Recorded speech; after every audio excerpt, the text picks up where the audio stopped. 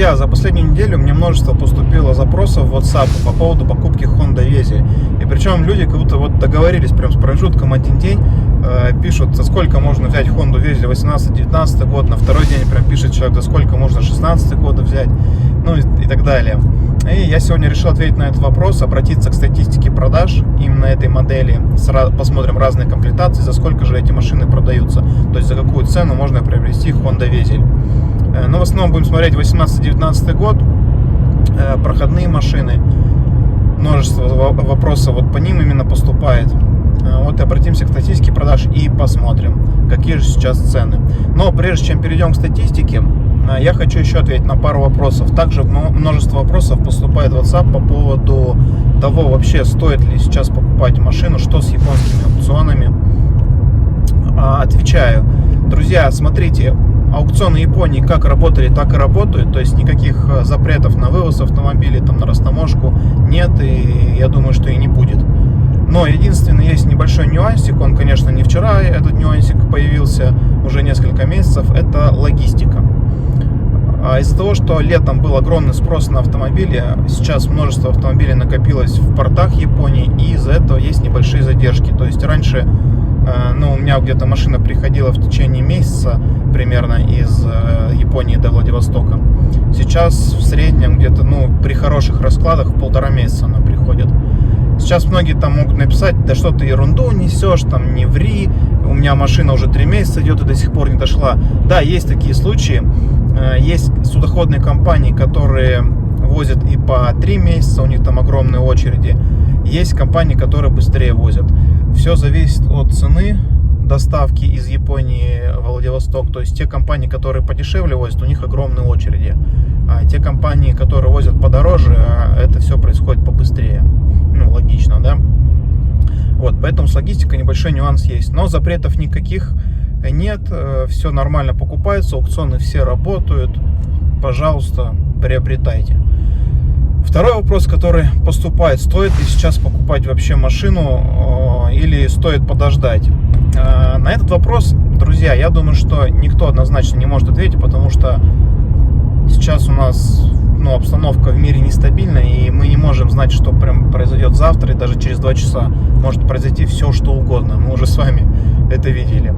Поэтому однозначно никто на этот вопрос не даст ответа, но я всегда придерживался и придерживаюсь такой мысли, что если вы хотите купить автомобили в Японии или там в Корее, неважно, то не тормозите, берите и покупайте, потому что никогда еще вот эта вот пауза выжидания не играла на руку покупателю. Что летом у меня спрашивали, может быть, пока не стоит, да, может, надо подождать. Я говорю, нет, не ждите. В итоге в июле раз и повышается фрахт, и машины, которые уходили по одной цене, стали уходить дороже.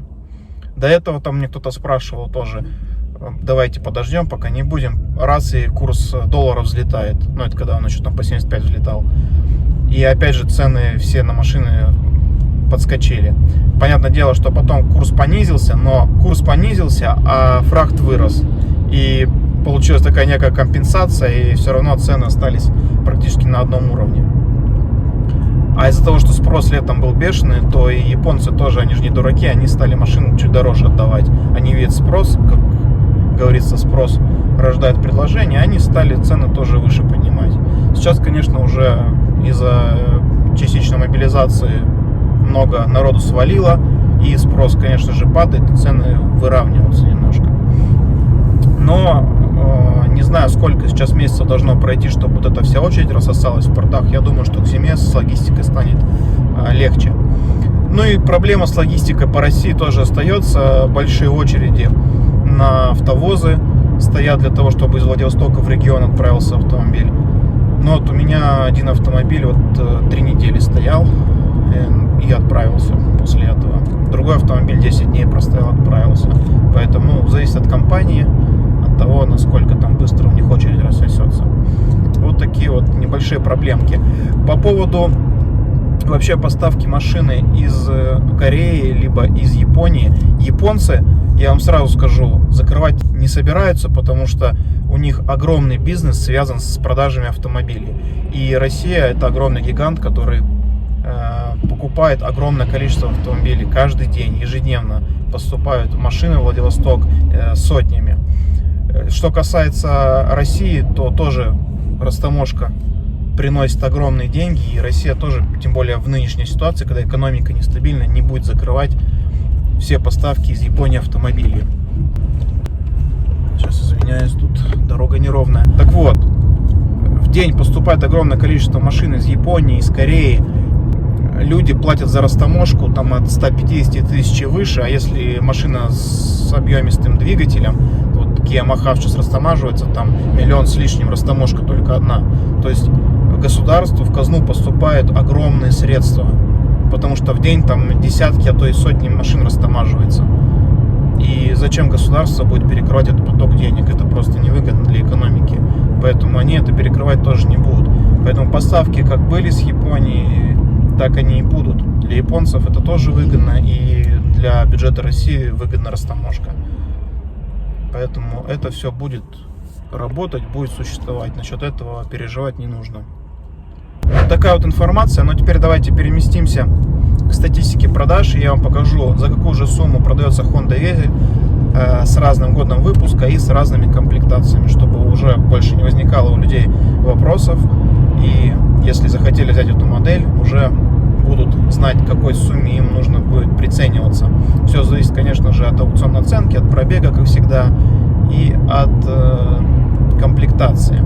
Пользуется популярностью эта машина, но и оно не удивительно, потому что, ну что вы сейчас, там, грубо говоря, за 1,4 миллиона 2018 года можете взять из кроссоверов. А Honda Vezel это прекрасный вариант, по моему мнению. В общем, поехали, сейчас все покажу. Рассмотрим Honda Vezel 18-19 год, потому что именно по ним больше всего поступает запросов. Это проходные года, и люди как-то больше стремятся их купить. Honda Vezel 18-19 года есть в различных комплектациях. С двигателем они все идут 1,5 литра. Я вот открыл как раз комплектации показать вам. Есть, значит, 1,5 литра 131 лошадиная сила. Идут на вариаторе, на бензине. Есть 2 ВД, есть 4 ВД. Есть 132 лошадиных силы. Это гибридные версии. Идут тоже 2 ВД, 4 ВД. И есть еще один интересный вариант. 1,5 литра 172 лошадиных силы. На бензине, на вариаторе. Это турбированные версии идут. Поэтому у них 172 лошадиные силы. Турбированная версия называется Touring. Honda Sensing Touring Module X, да? Honda Sensing. Так вот, давайте сейчас откроем статистику продаж. И посмотрим. Откроем 18-19 год. За какие же суммы сегодня уходят данные модели. Давайте посмотрим различные комплектации. Не будем прям сразу же самый жир смотреть. И с различными аукционными оценками. Ну, как правило, 18-19 год здесь пробегов за 100 нет. Вот единственный вариант 109 тысяч. А так в основном там идут 40-50 тысяч. 65 вот есть. Но тоже редкость. В основном вот маленькие пробеги. Потому что года свежие. Ну, прям давайте вот откроем первый вариант. Гибридную версию. X комплектация. R-ка. 49 тысяч пробег. За 1 799 тысяч йен она была продана. Понятное дело, что это R-ка. Ее нужно расшифровывать внимательно. Что тут по аукционному листу у нас. Я вижу, что по аукционному листу задняя дверь менялась. И больше критических повреждений никаких нет. Но нужно расшифровывать. Потому что, может быть, там тазик подмят был и так далее. Но мы смотрим сейчас порядок цен. Вот такой вот Honda Vezel. Черный. Вот с таким, ну, простенький салон у него здесь. Но в то же время мультируль. 49 тысяч пробег. 1 799 тысяч йен была продана. В Владивостоке она выходит 1 301 тысяча рублей в среднем. Давайте дальше посмотрим уже 4-бальные машины. Опять X комплектация. Ну давайте 105 не будем тысяч смотреть. Так. RS. Кстати, вот RS прям это жир. Хорошая комплектация. Жирная. 44 тысячи пробег. 18 год. За 2028. За 2 миллиона, извините, 28 тысяч йен она была продана. Посмотрим. Давайте ее поближе. Повнимательнее рассмотрим. 4-бальный вариант. 4 балла оценка. Ну, видите, 1,2, больше здесь ничего нет. Вот такая вот РС комплектация. Здесь видите, вот что отличает РС комплектацию. То здесь боковые юбки идут на бампере накладки. Ну, смотрится, конечно, литье красиво идет. Смотрится, конечно, эти комплектации очень круто.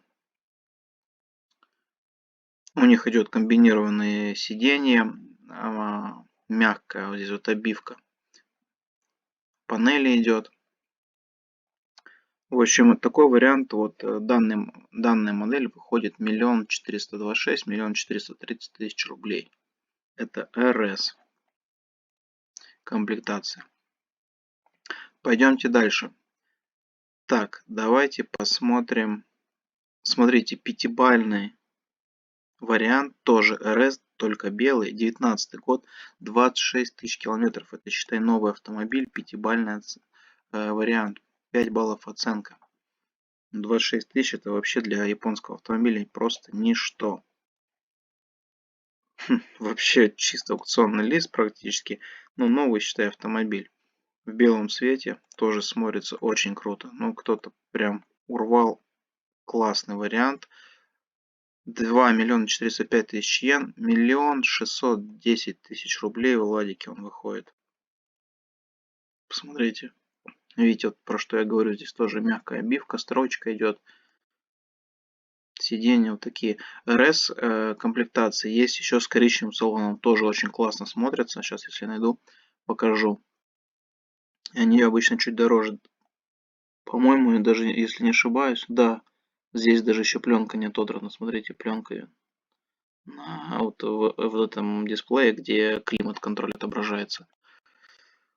Дно сфотографировано. Ну, вариант, конечно, очень классный. Кому-то достался.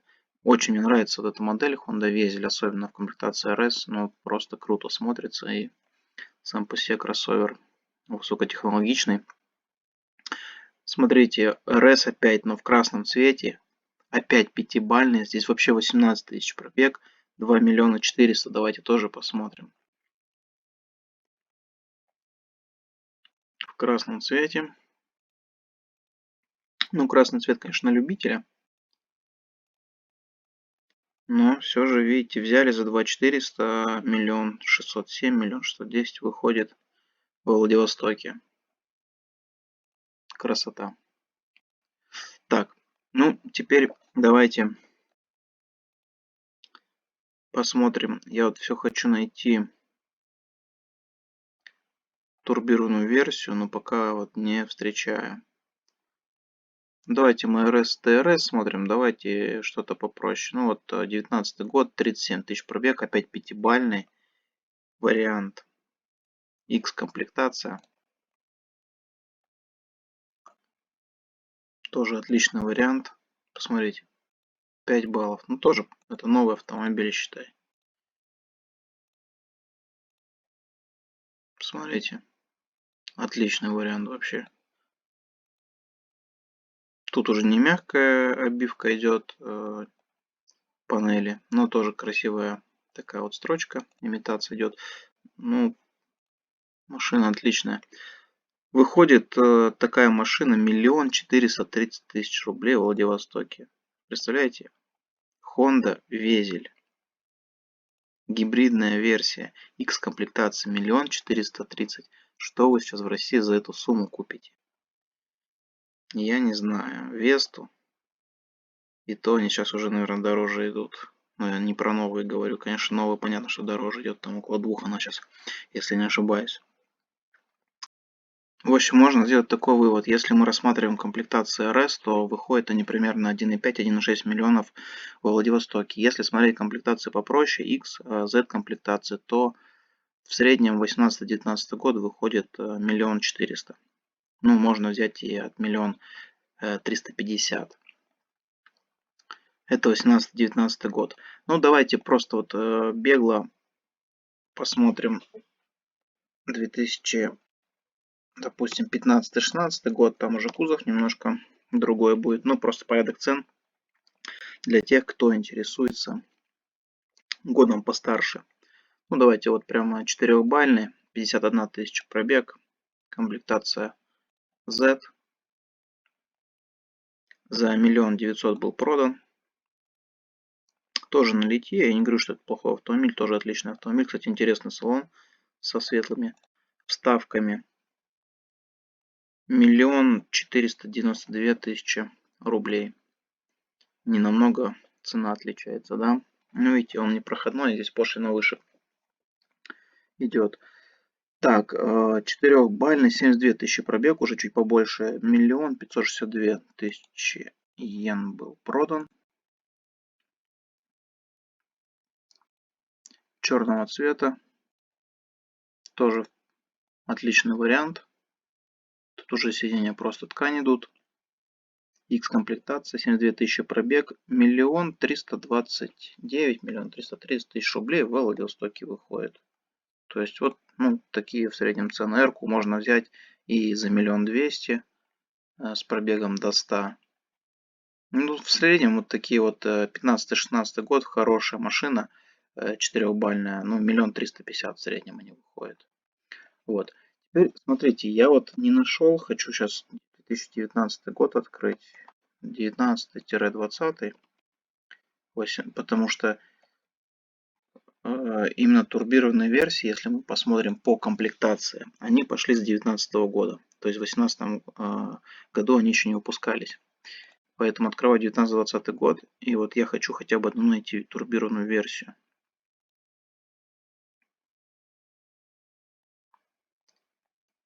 Туринг, Honda Touring. Ни одной нету, смотрите, продажи именно турбированной версии. Редкость. Редкость это, видимо, так. Ну, вот, ни одной вообще нету. То есть за турбированная версия прям охота, видимо, идет. Их очень мало продается. Ну, вот уже 4 октября. Все, 1 октября. То есть, смотрите, за октябрь ни одной турбированной версии не продано. Потому что их, скорее всего, ну, просто-напросто практически нет. Не выставляют на продажу. Ну, вот, турбированных нет вообще версий, к сожалению. Ну, насколько я знаю, что они идут еще дороже гибридных версий. Ну, 19-20 год они где-то будут в среднем 1 650 000 выходить с минимальным пробегом. Ну, к сожалению, по статистике мы не посмотрим.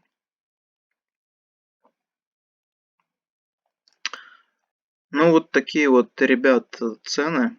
Поэтому, кто хочет Honda Везель, пожалуйста, пишите в WhatsApp, обращайтесь, подберем, купим. Я считаю, что для такого автомобиля цены просто на него шикарные, при учете того, что там пробеги 25-30 тысяч километров. Есть и 4, и 5-бальные машины продаются.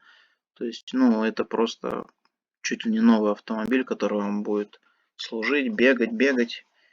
И я думаю, в ближайшее время туда вообще вы заглядывать точно не будете.